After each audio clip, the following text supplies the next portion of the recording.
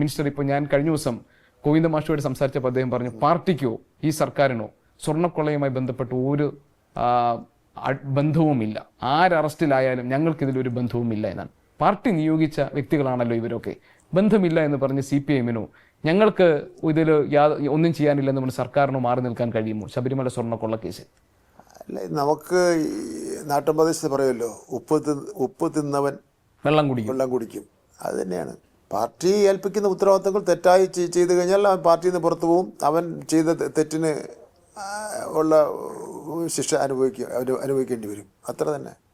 അതിനിപ്പോൾ പത്മകുമാറോ അല്ലെങ്കിൽ വേറെ ആരെങ്കിലും ആണെങ്കിൽ പോലും തെറ്റ് ചെയ്തിട്ടുണ്ടെങ്കിൽ ആ കുറ്റം ശിക്ഷ അനുഭവിക്കും. അക്കാര്യത്തിൽ വേറെ ഒരു തർക്കവുമില്ല.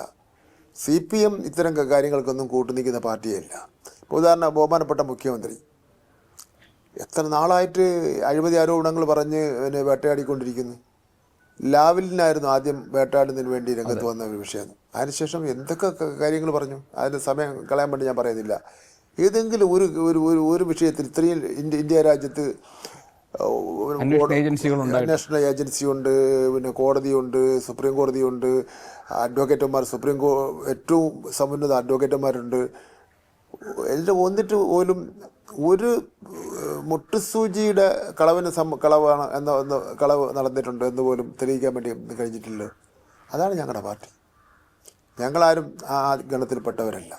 ഈ 5 വർഷം ആവാൻ വേണ്ടി പോകുന്നു ഏതെങ്കിലും മന്ത്രിമാരെ സംബന്ധിച്ചിടത്തോളം എന്തെങ്കിലും ആക്ഷേപം. ഞാൻ പറയുന്നത്, പാർട്ടിക്ക് ഇതിന്റെ ഒരു ഉത്തരവാദിത്തത്തിൽ നിന്ന് ഒഴിഞ്ഞു മാറാം. ഇപ്പൊ പാർട്ടിക്ക് പറയാം ഇന്നയാൾ കറപ്റ്റായി അല്ലെങ്കിൽ ഇന്നയാൾ ചെയ്ത തെറ്റ് എന്ന് പറഞ്ഞ് ഇതിന്റെ ഉത്തരവാദിത്തത്തിൽ നിന്ന് പാർട്ടിക്കോ സർക്കാരിനോ മാറാൻ അയാളെ പാർട്ടിയിൽ നിന്ന് മാറ്റുക അല്ലെങ്കിൽ പാർട്ടിയിൽ നിന്ന് ഒഴിവാക്കുക എന്നല്ലാതെ അതിനപ്പുറം നമുക്ക് എന്താ ചെയ്യാൻ പറ്റുന്നത്?